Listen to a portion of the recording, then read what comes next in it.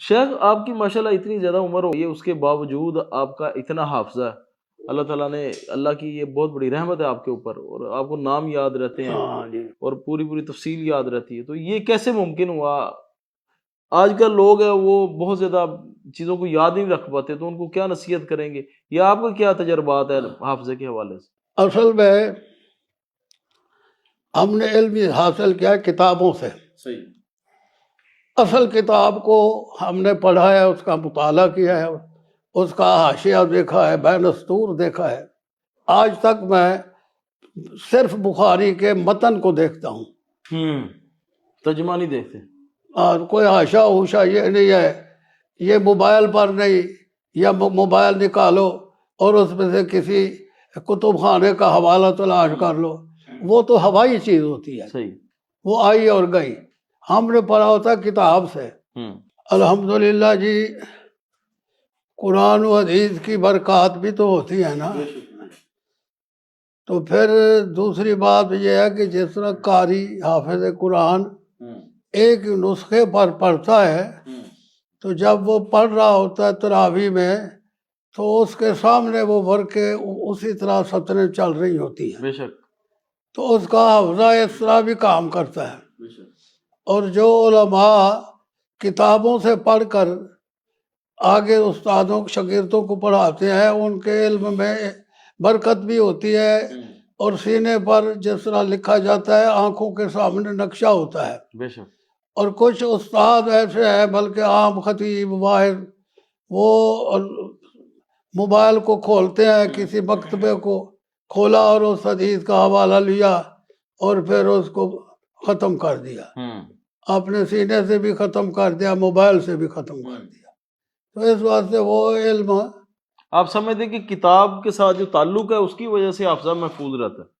وہ علم ہے ہی وہی.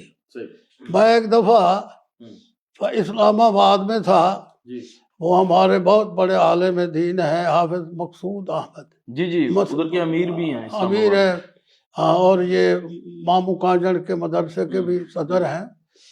تو انہوں نے مجھ سے سند لی، کیونکہ سند تو مجھ سے پاکستان کی جتنے علماء ہیں، مولانا عبداللہ ناصر رحمانی بھی لے چکے ہیں، حافظ اللہ، اور مولانا عبدالعزیز نورستانی، یعنی یہ جتنے جو ہے نا اس وقت کبار علماء، بڑے بڑے بڑے ہیں.